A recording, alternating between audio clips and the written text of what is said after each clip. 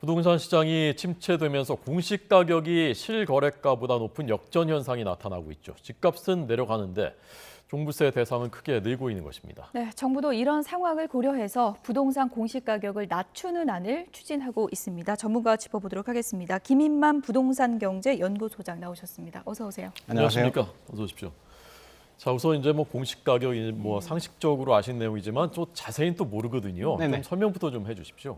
공시 가격이라고 한다면 우리 과세의 기준이 되는데요. 과세대로 시세대로 적용을 하게 되면 집값이 떨어질 수도 있고 오를 수도 있고 변동폭에 굉장히 취약하기 때문에 네. 아파트 같은 경우는 70%, 단독주택이나 토지는 50% 정도 수준에서 공시 가격을 만들어서 우리나라 행정제도, 우리는 종합부동산세만 생각을 하는데요. 의료보험도 영향을 받고요. 67개 정도 항목에 영향을 주기 때문에 굉장히 민감한 항목인데 네. 이전 정부에서 공시가격 현실화, 집값 잡기 위해서 현실화라고 해서 집값 상승분보다 조금 더 많이 올렸습니다. 그래서 2030년까지 왜 현실화를 해야 하냐, 시세하고 좀 비슷해야지 왜 이렇게 차이가 많아라고 해서 2030년까지 90%까지 올리는 계획이었거든요. 이게 전제 조건이 집값이 올라가주면 그래도 국민들이 집값도 올라가니까 세금을 낼 수가 있는데 집값이 떨어지다 보니까 1월 1일 기준에서 이제 공시가격을 산정을 하거든요.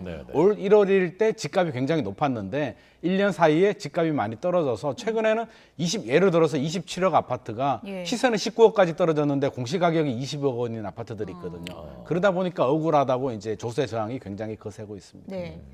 세금의 기준이 되는 가격이니까 굉장히 민감한 가격이고요. 네네. 지금 집값이 이제 계속 떨어지다 보니까 불만이 쌓이고 정부가 그래서 이제 공시지가 좀 낮추는 쪽으로 가겠다는 거죠? 이번에 네네. 발표한 게. 이번에 발표된 게 이제 조세 저항이 굉장히 거세다 보니까 좀 낮추겠다는 건데 2020년, 2021년, 2022년이 공시가격이 좀 많이 올랐습니다. 현실화해서 2021년은 19% 정도 올랐고요. 매년 한 4%에서 5% 정도 오르는데 19%, 17% 정도 올랐기 때문에 2020년 수준으로 좀 돌려주겠다. 세부담을 좀 완화시켜주면 2년 전으로만 가도 상당히 차이가 있는 거군요. 2년 전만 하더라도 이제 종합부동산세 대상이 66만 명 정도 됐거든요. 올해가 122만 명 정도 되니까 2배 정도 늘어났거든요. 그러네요. 그래서 2020년 수준으로 가면 대상자가 절반 정도로 줄어들고요. 세 부담도 내려가니까 아무래도 조세 저항이 좀 약해질 수는 있을 것 같습니다. 네.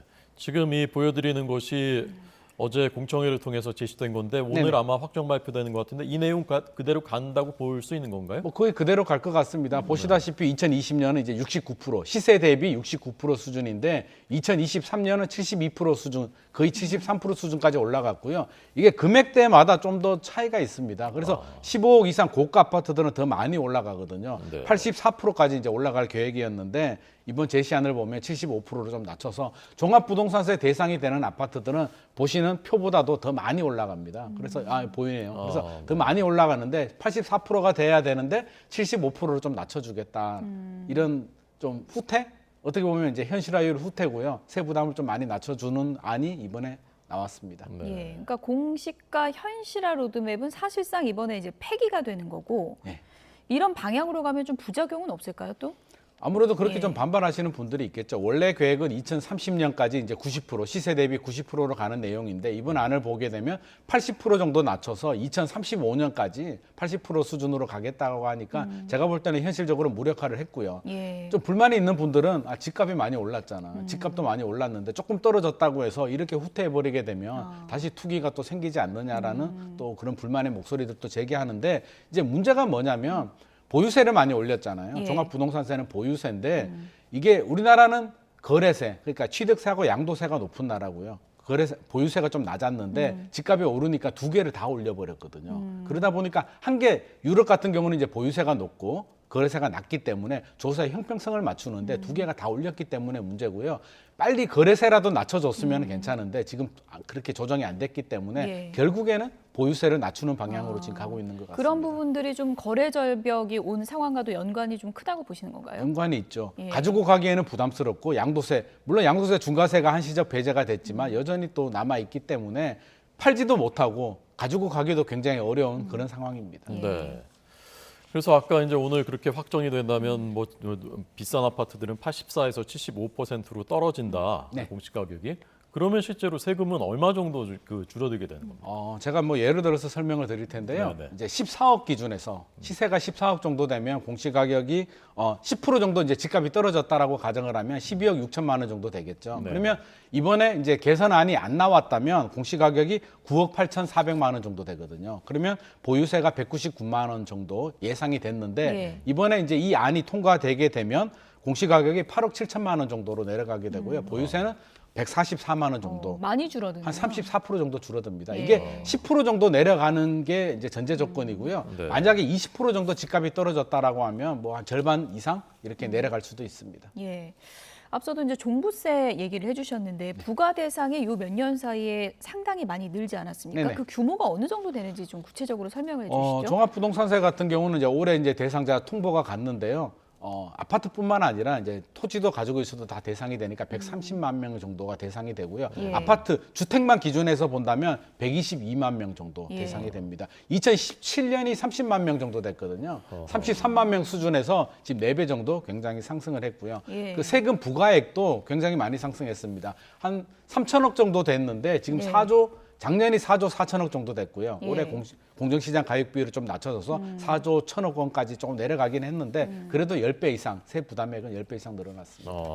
지금 보여드리는 게 이제 주택분 종부세 과세액 늘어난 비율을 보여드리고 있습니다. 원래는 이제 1% 정도 됐거든요. 처음 시작할 때는 1% 부자에 대해서만 부과가 됐는데 네네. 지금 보니까 이제 8%까지 100명 중에 8명 정도가 대상자가 되고요. 서울 같은 경우는 22% 정도, 아파트 기준에서는 40% 이상 정도. 그러니까 서울에 집 가진 사람의 40% 이상은 종부세 대상이 되기 때문에 사실 네. 부자 세금이라고 하기도 서울에 집 가진 사람 10명 중에 4명이 네. 부자라고 하기는 좀 그렇죠. 네.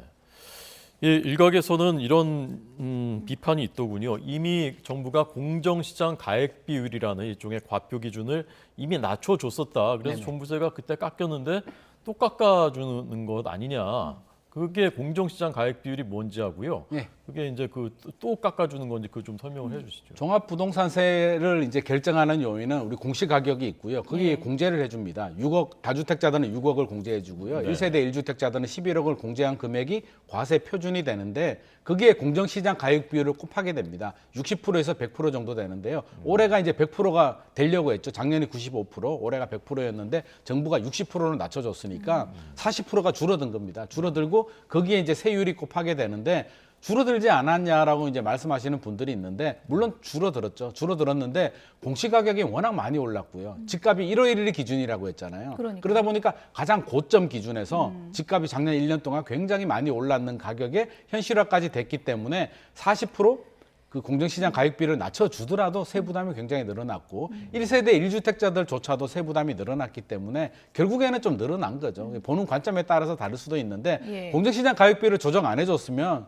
지금 세부담이 아마 2배 이상 늘어났을 수도 네. 있습니다. 그러니까요. 지금 1월 기준이라고 하셨는데 그때는 집값이 이제 본격적으로 막 떨어지기 직전이라서 직전이었죠. 그때 딱 기준으로 해서 그때 커트라인에 걸려서 종부세를 내는 분들은 억울하죠. 좀 억울할 수도 있을 것 같아요. 지금 기준에서는 종부세 대상이 아닌데 예. 1월 1일 기준이기 때문에 이제 굉장히 억울하신 분들이 예, 있고요. 당장 집 팔지 않으면 돈이 나오는 것도 아니니까요. 그렇죠. 예. 또 뭐 유예 제도가 있긴 하지만 예.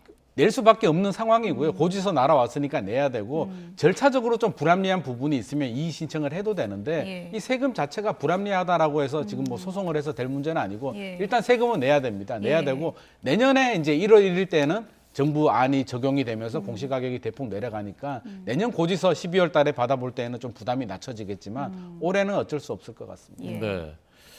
자, 요즘 이제 깡통 전세 점점 이제 집값이 떨어지니까 나오고 전세 사기도 늘고 네. 이 부분 대책도 아마 발표되는 것 같은데 어떤 내용들이 담깁니까? 대책 내용을 보면 이제 그런 경우들이 있거든요. 이제 등기부 등본을 보고 문제가 없으니까 전세입자가 들어갔는데 그 사이에 집주인이 그 대출을 받아서 건저당을 설정하는 경우들이 있거든요. 그걸 예방하기 위해서 다음 날까지는 건저당을 설정하지 못하도록 담보를 제공 못하도록 이렇게 막는 안도 나왔고요. 여러 가지 안들이 나왔는데 사실 이게 근본적인 해결책이 되기는 좀 어려울 것 같고요. 이게 집값이 떨어지면서 역전산안이 생길 수도 있고요. 작정하고 또 사기치는 분들도 굉장히 많기 때문에 제가 볼 때는 예방이 최선인 것 같습니다. 그래서 보증보험을 꼭 들어야 되고요. 아파트가 아닌 신축 빌라 같은 경우는 가급적이면 전세보다는 좀 반전세나 월세를 좀 가시는 게 가장 안전한 방법일 것 같습니다. 네.